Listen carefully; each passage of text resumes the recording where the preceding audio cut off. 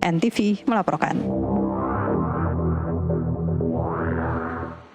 Informasi lain, pemirsa, suasana tegang mewarnai pertemuan antara jajaran pimpinan Universitas Pancasila atau UP dengan kuasa hukum korban pelecehan seksual yang terjadi di lingkungan kampus. Sebelumnya mencuat kasus seorang pegawai kampus UP yang dilecehkan oleh mantan rektor.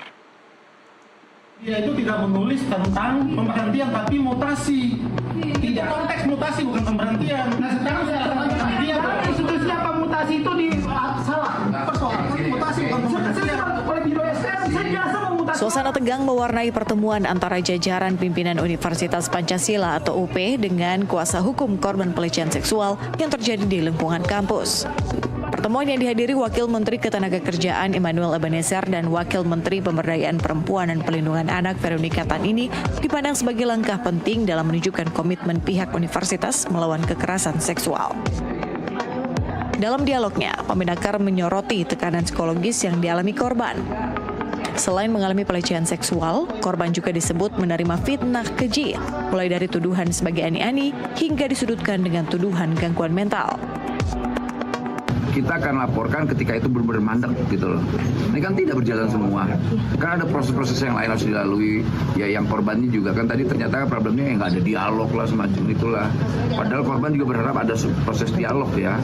Bukan soal ansi, ini soal apa tidak, tapi harus proses dialog belum ada. Sebab kan tidak, ini nggak keluar sebetulnya. Tapi karena tidak ada proses dialogis itu, ya akhirnya korban itu dari speak up, kayak gitu kira-kira.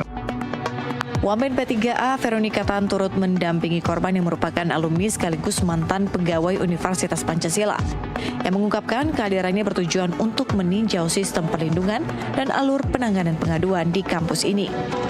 Jadi kami datang hari ini untuk mengetahui bagaimana alur Satgas ketika ada pelaporan, ketika ada mahasiswa atau pekerja yang merasa terintimidasi atau bagaimana secara universitas itu melindungi.